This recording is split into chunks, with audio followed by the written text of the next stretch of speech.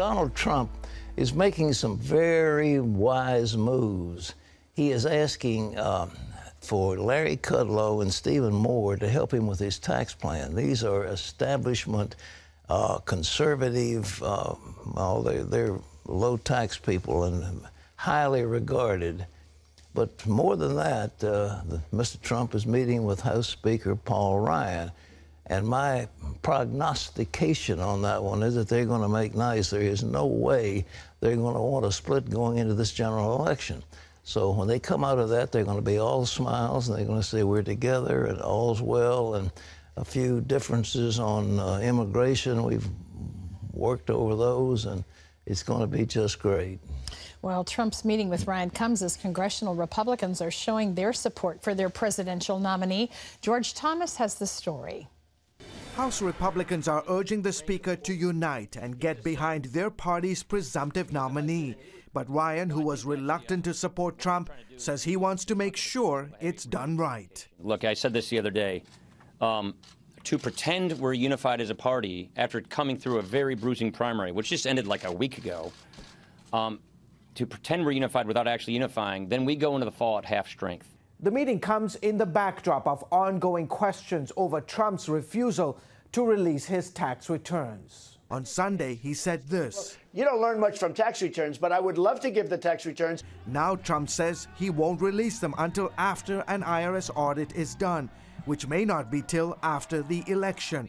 His Democratic rival has pounced on that. My husband and I have released 33 years of tax returns. So you got to ask yourself, why doesn't he want to release them? On the subject of taxes, Politico reports Trump has brought in well-known conservative economists Larry Kudlow and Stephen Moore to help him rewrite his initial tax plan, which one group said could tack on an additional $10 to $12 trillion onto America's already exploding national debt and help the economy grow more.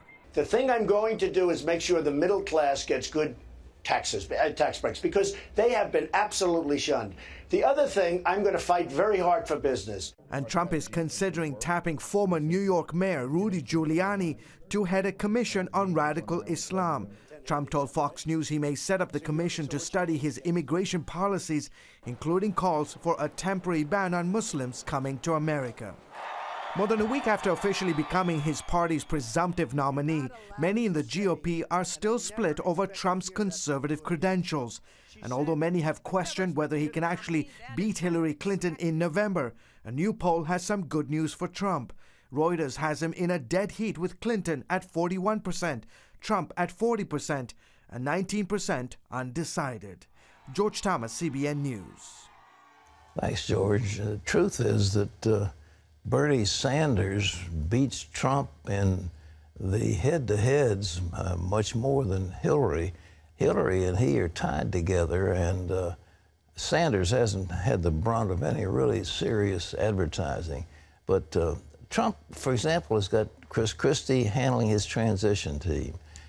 Christie's a good guy. He's a very solid governor of New Jersey. And he has people like Ben Carson working on vice presidential selection. He has one of the senators from Alabama, Jeff Sessions, working on Supreme Court. He's looking at some pretty good people in there, and people should be more and more comfortable with the kind of presidency he's going to have. He isn't a dummy by any manner of means, and he knows what it's going to take to govern this country. But they have what they call a plum book, and there are about 5,000 key appointments, and he's got to get them filled up with good people. But I'm more and more confident that something good is going to happen. Well, the next president is also going to have to deal with radical Islamic terrorism. And the FBI says it's tracking nearly 800 people who could be tied to ISIS and live here in the United States of America. John Jessup has that story. That's right, Pat. Director James Comey says the FBI is looking at nearly 1,000 cases of people who may have been radicalized online, and about 80% of them, 800 or so, are related to ISIS. Comey warns the Islamic State still has the ability to reach what he called troubled souls in the U.S., although he said the number of people leaving the country to fight for ISIS in Iraq and Syria has dropped dramatically. Comey's announcement came on the same day ISIS claimed responsibility for 3 car bombs that killed at least 93 people in Baghdad yesterday. It was the deadliest violence the city has seen this year. ISIS said it targeted rival Muslims, but hospital and security officials say the vast majority of victims were civilians. Well, America's massive military won't save it against Islamic terrorism if it doesn't have the values and will to fight. That's the view from one Jewish expert on Islam. And now he's offering some unique advice to the U.S. Chris Mitchell brings us that story from Jerusalem. If America and Europe want victory over radical Islam, they need to embrace their Christian roots, according to Harold Rode, religious Jew and expert on Islam. The Christian world is a very powerful world if it chooses to be. It has enormous abilities. I want you Christians to believe in your values. America's traditional Middle East allies have felt betrayed in the past few years. They point to weakness in President Obama's policies that led to the current chaos and violence. Historically, when Muslims see weakness, they pounce. America, the leader of the West, is showing weakness. Rode lived and studied in universities in the Islamic world for years. He advised the U.S. Defense Department on Islamic affairs for nearly 3 decades. He says the view of peace takes on totally different meanings between Muslims and the West.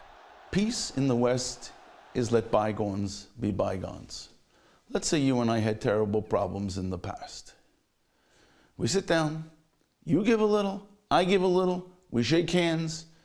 We don't forget what happened, but we work together towards our new goal. We put the past behind us. As for Islam, revenge is the basis of everything. If you don't avenge something, you lose personal honor. You are shamed. So there's never peace. You do not let bygones be bygones. And what the West calls terrorism, Muslims see as classic Islamic warfare. Islamic warfare comes basically from the time of the Quran. They were tribes fighting tribes out in the desert. You raid the other side. You take its property, you take its women, you take its children. Your goal is to make the other side afraid. You raid and withdraw. Eventually, by making the other side afraid, they withdraw and you take their territory. That's what terrorism is. But Rowell told CBN News America can fight it and win. America and Europe has unbelievable, awesome power, but we don't seem to have the stomach now to use it. Power without the will to use it is irrelevant. One recent example came when Iran captured American sailors after accusing them of crossing into its territorial waters. And America did nothing. Excuse me, when Iran gave them up and got its propaganda value from them, Secretary of State Kerry, oh, thank you. See, being nice helps. This was shameful. If Washington would stand tough, he said, many Muslims would cheer. You would be surprised the amount of Muslims would say, thank God. Would they say it publicly? Not in the beginning, because they'd be afraid that they'd be killed by fellow Muslims. According to Rode, that's where America needs to return to its roots. But I want Christians to believe in Jesus. I want them to observe Christian values. With that, America is safe. Europe is safe. Israel is safe. The world will be safe. Chris Mitchell, CBN News, Jerusalem. Thanks, Chris. Pat, back to you.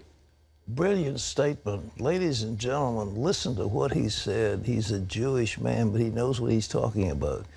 Those Islamic people and the Muslims throughout the world recognize and admire strength. Those that are strong become the ones they want to emulate. Those that are weak, the ones that they despise.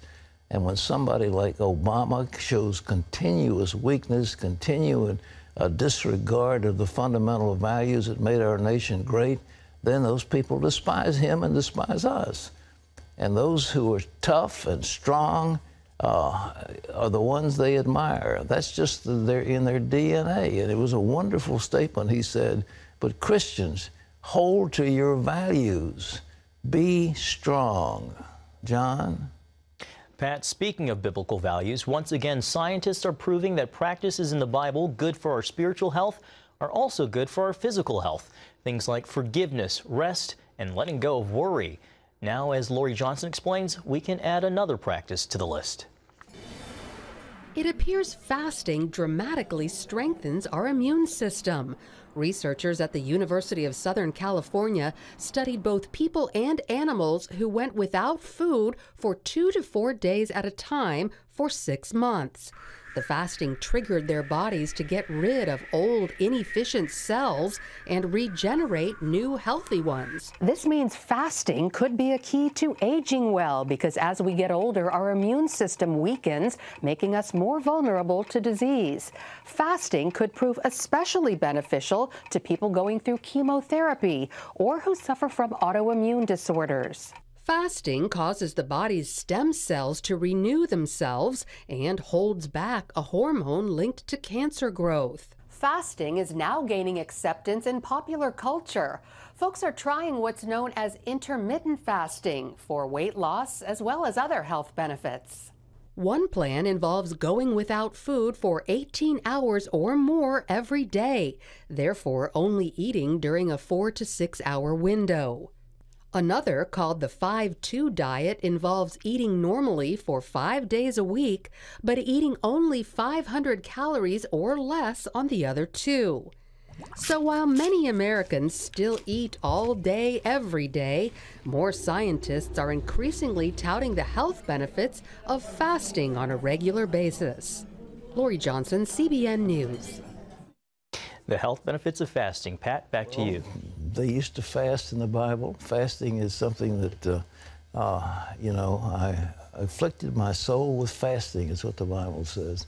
But what Dr. Chauncey Crandall, who is a dear friend and a board member of Regent University, has written extensively on the benefits of fasting. But you have to do probably at least 24 hours of fasting, but if that is done, the body begins to kick out the necessary defense mechanisms that keep your body going. And if it's always got all the food it wants, those mechanisms aren't triggered. So, I mean, it's amazing, but it works. John? Pat, when is food healthy or not healthy? That's the question before the Food and Drug Administration. Under current guidelines, a sugary kid cereal might meet the official definition of healthy, but natural foods that are recognized by health experts as good for you, like salmon or almonds, would not be considered healthy. That's because when the FDA set the current guidelines for healthy foods in 1994, low fat was the prime criteria, and other issues like sugar weren't the priority. But now scientists recognize that some natural fats can be okay, so Pat, the FDA is starting to redefine its view of what constitutes healthy. You know, that food pyramid, which is just nonsense, was put together with a bunch of lawyers in the FDA. These lawyers sat around, well, let's cook up something, and so they put out this food pyramid, and it's nutritionally nonsense. So also is this low-fat stuff nonsense. You know, the ignoring sugar, and but anyhow, don't get me into that. But Atkins was right. All right.